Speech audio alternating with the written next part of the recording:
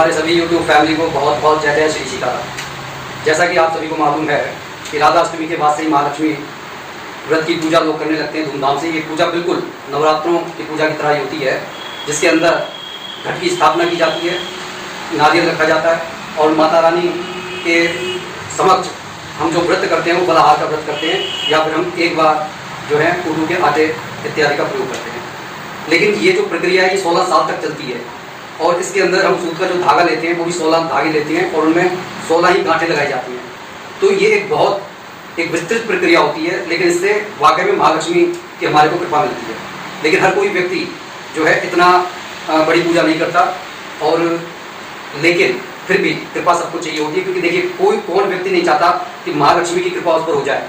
क्योंकि महालक्ष्मी की कृपा के बाद में ही हम ये सोच सकते हैं कि हम अच्छा पहन सकते हैं, अच्छा खा सकते हैं, अच्छा रह सकते हैं, हमारे अच्छे रिलेशंस बन सकते हैं, जो हम चाहते हैं वो हम खरीद सकते हैं। तो ऐसा नहीं है कि सिर्फ व्रत रखने वालों को ही कृपा मिलती है। बाकी कृपा का अर्थ ये भी है कि हमारा शरीर निरोगी हो। कहा भी गया है कि पहला सुख निरोगी काया, दूसरी घर में हो माया, तीसरी कुलवंती हो नारी, और चौथा पुत्र हो आज्ञाकारी। अगर ये सारी चीजें मिल जाए तो ये समझ लीजिए कि दुनिया में कुछ किसी और चीज की आवश्यकता ही नहीं है।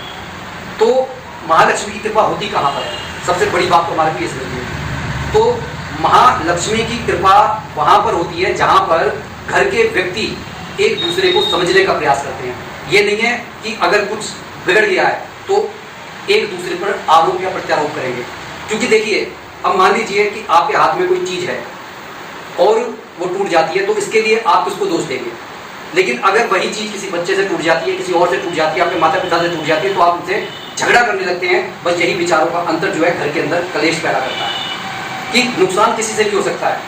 तो आप ये मानकर चलिए कि ठीक है, चीजें जो हैं वो टूट सकती है, लेकिन टूटे हुए हृदय को जोड़ना ज्यादा मुश्किल होता है। अगर ये बात हमारे हृदय में आ गई तो आप ये समझ लीजिए कि महालक्ष्मी की कृपा होने से कोई रोक नहीं सकता। जिस घर के अंदर कलेश रहती है वहां पर महालक्ष्मी की कृपा नहीं होती, इस बात को हमारे को जान लेना चाहिए।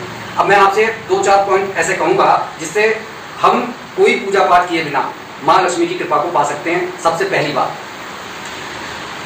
जो हमारे घर की रसोई है वह हमारे घर का देखा जाए तो वहां से अन्न बनता है और वह अन्न सबके पेट में जाता है और वही अन्न हमारे को पुष्ट करता है।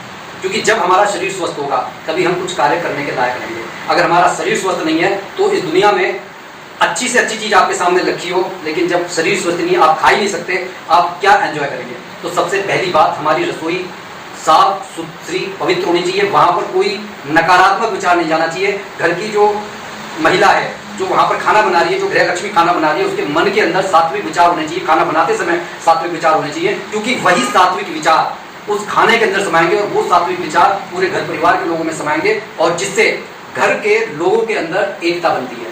जिस घर की स्त्री इस तरीके से व्यवहार नहीं करती है, उस घर के सदस्यों के बीच में अनबन शुरू हो जाती है, और वहां पर थाली में भी आप देखेंगे कि किसी के में कुछ रखा है, किसी के में कुछ रखा है। तो इस तरीके से देखा जाए महालक्ष्मी की कृपा होनी बंद हो जाती है। दूसरी, जब सवेरे आप उठते हैं तो सबसे पहले हमारा काम ये होना चाहिए कि जो हमारी रसोई है वो साफ सुथरी होनी चाहिए। जो हमारा चूल्हा है उसको स्थापना मतलब उसको जलाने से पहले, उसका उपयोग करने से पहले वहां पर उनके निमित्त गंगा जल के छींटे लगने चाहिए। वहां पर एक दिया देसी घी का जलना चाहिए, थोड़े से अक्षत रखे जाने चाहिए, थोड़ी सी धूप रखी जानी चाहिए। और इसकी प्रक्रिया रात में ही शुरू हो जाती है। रात में किस तरीके से? कुछ महिलाएं क्या करती हैं कि घर की जो रसोई है उसमें झूठे बर्तन रात को डाल दिए, वह सवेरे धुलेंगे। इस तरीके से महालक्ष्मी रुष्ट हो जाती है। इस बात को हमारे को ख्याल रखना चाहिए। देखिए, कभी कभार का चल जाता है कि घर में कोई आदि व्याधि कोई बीमारी चल रही है, लेकिन अगर ये नित्य का नियम है तो आप मान लीजिए महालक्ष्मी की कृपा नहीं होगी। इसके बाद में फिर आप रसोई के कार्य को कर सकते हैं। दूसरा, हमारे घर का जो मुख्य दरवाजा है, जो किसी के भी आने जाने का रास्ता है, वहीं से हमारी जो महालक्ष्मी है उनका प्रवेश होता है। अब हम महालक्ष्मी को पकड़कर अपने घर में बिठा नहीं सकते, हम उन्हें रोक नहीं सकते, हम उन्हें ना जाने से रोक सकते हैं ना आने से रोक सकते हैं, लेकिन हम उन्हें मना सकते हैं, हम उन्हें प्रसन्न कर सकते हैं। वो किस तरीके से कर सकते हैं? हम घर के मुख्य दरवाजे को नित्य सुबह गंगा जल के छींटों से साफ करें। साफ करने के बाद में झाड़ू लगाकर, और वहां पर हल्दी के छींटे लगने चाहिए। हल्दी के छींटे लगने से माता लक्ष्मी प्रसन्न होती है। घर के अंदर हमेशा सफाई रहनी चाहिए। ऐसा नहीं है कि आपके बिस्तर गंदे हैं तो गंदे ही पड़े हुए हैं, आप उठ गए और उठने के बाद में अपने अपने कामों में लग गए। नहीं, माता लक्ष्मी की कृपा इससे रुक जाती है। कई बार ये देखा गया है कि लोग एक ही कपड़े को एक हफ्ते तक चलाते हैं कि आराम से धुलेगा। ये भी माँ लक्ष्मी की कृपा को रोकने का एक साधन है। अगर आप चाहते हैं कि माँ लक्ष्मी की कृपा हो तो आपके अंदर सफाई का गुण होना चाहिए, शुद्धता का गुण होना चाहिए, पवित्रता का गुण होना चाहिए। यहाँ तक कि अगर हमारे विचारों में अशुद्धता है तो हमारे को ये समझना चाहिए कि देखिए, हम दुनिया से छुपा सकते हैं लेकिन वो जो परंपरा है उससे कुछ नहीं छुपाया जा सकता। इसलिए अगर आप चाहते हैं कि आप पर कृपा हो तो हमारे विचार भी शुद्ध होने चाहिए। जो हम अंदर सोच रहे हैं वही हमारी वाणी पर जब निकलता है उस समय हमारी वाणी भी देखा जाए तो तेजोमयी हो जाती है।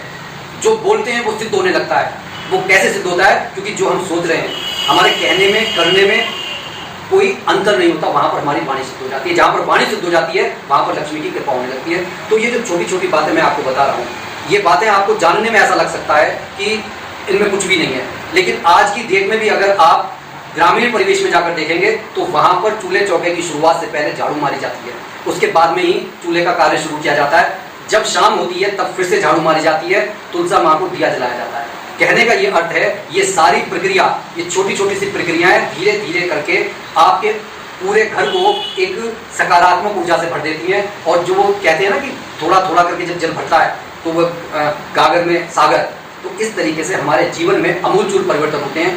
इन चीज़ों को आप अपना कर देखिए, आपको पता चल जाएगा कि किस तरीके से, मतलब ये मैंने वो बातें बताई जिनमें आपको कोई पूजा नहीं करनी है। मैंने नहीं कहा, मैंने सिर्फ इतना कहा कि ज्योत जलानी है, धूप जलानी है। मैंने किसी मंत्र का जाप करने के लिए नहीं कहा। मैंने अक्षत आयु बढ़ाने की चीज़ें हैं। धूप घर को सुगंधित करने की चीज़ है। जब घर सुगंधित हो रहा है इसका मतलब घर के वातावरण में कुछ अच्छी एनर्जी एक्टिवेट हो रही है। अग्नि के बिना हमारा कोई कार्य हो नहीं सकता, अग्नि के बिना हमारा खाना पच नहीं सकता। तो अग्नि एक महत्वपूर्ण चीज़ है। जो हमने जल की चीज़ें मारी हैं, जल की चीज़ों का मतलब शुद्धता और पवित्रता से है। तो कहने का मतलब सारी चीज़ें शुद्धता और पवित्रता से जुड़ी हुई हैं। महालक्ष्मी की कृपा अगर चाहिए तो आपको इन चीज़ों पर ध्यान देना होगा। नित्य आपको स्नान करना होगा, नित्य आपको कपड़े धोने होंगे अपने, खासकर जो अंडरगारमेंट्स कई बार हम इस्तेमाल कई दिन हो जाते हैं और भगवान के सामने हाथ जोड़ते हैं, ये बहुत गलत बात है। अंडरगारमेंट्स, अगर आप बीमार हैं तो आप कम से कम अपने अंडरगारमेंट्स बदलते रहें। तो ये जो छोटी छोटी चीज़ें हैं कि आपको अपना बिस्तर साफ करना है, आपको अपने कपड़े जो है कम से कम एक दिन के बाद तो बदल ही लेने हैं, अंडरगारमेंट्स आपको रोज बदलने हैं। और घर के अंदर अगर कहीं पर जाले हो रहे हैं, कहीं पर कोई धूल है तो उसको आपको हटाना है। ये छोटी छोटी बातें आपको करनी है। आप देखें, कोई पूजा नहीं, कोई पाठ नहीं, आपके ऊपर माँ लक्ष्मी की कृपा स्वयं होने लगेगी। इन अगर आप जैसे होना तो घर परिवार में ये सब हर रोज चाहिए, लेकिन अगर इन 16 दिन भी आपने कर लिया, आप रास्ते पर चलिए तो आप देखेंगे कि बाद में आपका इस रास्ते से हटने का मन नहीं करेगा। इस वीडियो को ज़्यादा से ज़्यादा शेयर कीजिए और कमेंट बॉक्स में इष्ट देव का नाम जरूर लिखिए और सोच कर देखिए, मंथन करके देखिए कि क्या इसमें आपका कोई पैसा लगने वाला है। अगर पैसा नहीं लगने वाला है तो करना आपके हाथ में है, करके देखिए और उसके बाद में परिणाम भी आपको देखने को मिलेंगे। बोलिए जय जय श्री सीताराम।